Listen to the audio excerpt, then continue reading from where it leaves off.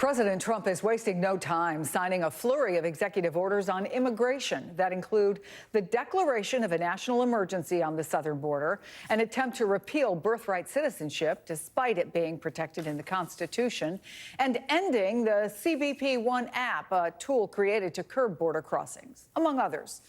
This afternoon, Trump's new border czar said ICE has already begun going after undocumented immigrants.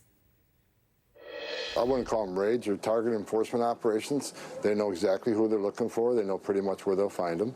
So again, these are well-planned operations. They're well investigated, so they got a lot of backup information when they go out there. A whole team goes out for officer safety concerns. So this happens throughout the nation. I mean, I'm not going to tell you specific locations out of officer safety concerns, but ICE is back doing their job effective today. Let's bring in NBC News Homeland Security correspondent Julia Ainsley. Veronica Cardenas is a former assistant chief counsel for ICE and founder of Humanigration. And MSNBC political analyst and former Republican Congressman Carlos Curbelo joins us as well. Julia, I want to start with the state of emergency and how we're going to see it manifest itself. Right. Well, of course, Trump has issued a state of emergency so that he can use the military at the border. He was pretty clear, though, in the executive order that the military would only be used for to build deportation space and to do transportation at the border. They would not violate the Constitution by going and arresting migrants. Of course, that could change if they do any kind of operations in Mexico now that he's designated some of the cartels and gangs there as foreign terrorist organizations. But this national emergency could also allow him to use his Alien Invasion Act, where he's going to be able to vastly expand the way DOD works with ICE to expand detention. But I wanted to zero in for a second there on what Homan said, because I actually had a chance just to speak to Homan shortly after he made those remarks right down here in our lobby. And I said, look, the way you're talking, we're trying to figure out if something here has actually changed. Are these just day-to-day operations? Because believe it or not, arrests and deportations happened all the time under the Biden administration. I was just on a flight last week that took 100 people back to Honduras. And so he said the change here is that they've assigned more people, but he declined to say how many people ICE had now assigned to these operations. What we could see is kind of a compression. Anything they were going to be doing over the next month, they'll now try to do in a 3-week or 3-day or week-long span, Chris. So I think that's something to watch for. What is actually changing on the ground? Because as we saw in the last administration, there can be big, broad swaths of executive order that's actually pretty hard to carry out in practice. Well, Veronica, from a real-world, day-to-day perspective, how do these orders change the situation for people following the letter of our immigration law, for those who may not be following the law? How do you read what we just heard reported by Julia?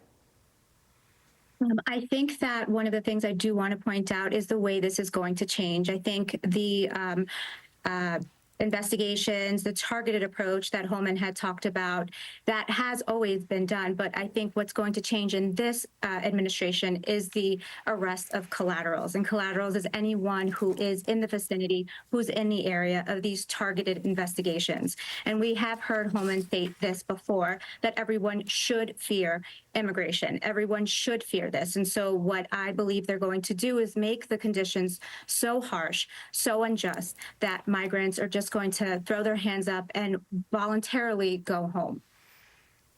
All right, Congressman, I also want to talk about what has gotten a lot of attention. More than 20 state attorneys general are challenging President Trump's executive order ending birthright citizenship. Is this most likely, do you think, to be decided in the courts, by Congress, neither? What happens with birthright citizenship? Chris, this will very likely end up being decided by the U.S. Supreme Court. And this has been a point of emphasis from Donald Trump back since 2018. I remember right before those midterm elections, the first of his first term, he was talking about this issue. And a lot of Republicans running at the time, myself included, were worried that that was going to be hurtful in swing districts. And Republicans did suffer a pretty big defeat in the 2018 election. But this is something that there's a lot of consensus that this is firmly grounded in the Constitution, in the 14th Amendment. So definitely this will go to the courts. Maybe you'll get some kind of nuanced decision by the Supreme Court. But it's important to note that the order only affects people being born as of the next, after the next 30 days in the country. So it's not retroactive. That should really calm a lot of people's fears. And secondly, I do believe that ultimately the courts will sustain what has been just commonly held over a long time now, that this is firmly ingrained in the Constitution. And Veronica, so many things going on. President Trump also reinstated the Remain in Mexico policy that requires asylum seekers to wait there for their court hearings. But former Homeland Security Secretary Jay Johnson predicted that that move could backfire. I want to play what he said. Mexico has to agree to the program. Right. And I suspect what this administration does not appreciate is a large reason why the numbers have gone down so significantly is because the Mexican government is doing more on their southern border with Central America to turn these people around. If you all of a sudden unilaterally say to Mexico, you're keeping these people, it makes it less likely that they're going to cooperate with us. And the number's going to go up. And Mexican President Claudia Sheinbaum said that it's important to always keep a cool head regarding Trump's immigration orders. But what impact would a reinstated Remain in Mexico policy have on asylum seekers? Essentially, I think what this move is doing is really taking away asylum as we know it. It is the beginning of the end. And that's because having people stay in Mexico to go through their asylum case just brings so many legal hurdles. Number one, the access to counsel. It is very difficult for immigration attorneys right now to deal with and to contact clients that are detained in Louisiana, that are detained in Calexico. I can't imagine the difficulty that it's going to be to speak to clients who are detained in Mexico because of a large array of issues. And then there's the issues of going across the border to physically meet with them, because attorneys do need to physically meet with their clients. And then the issues of crime.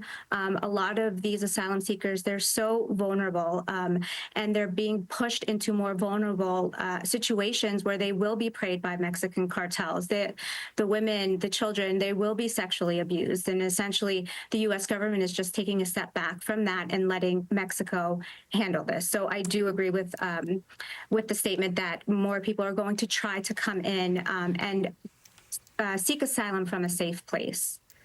These very complicated issues that maybe cannot be resolved by the stroke of a pen. I want to go on to something else, if I can, Congressman, as a final look, because included in this blitz of executive orders is a promise to withdraw the U.S. from the World Health Organization and the proclamation that there are only two genders, male and female. Do you think these kinds of things, are they for show? Are they to placate his base? Do they present a real concern?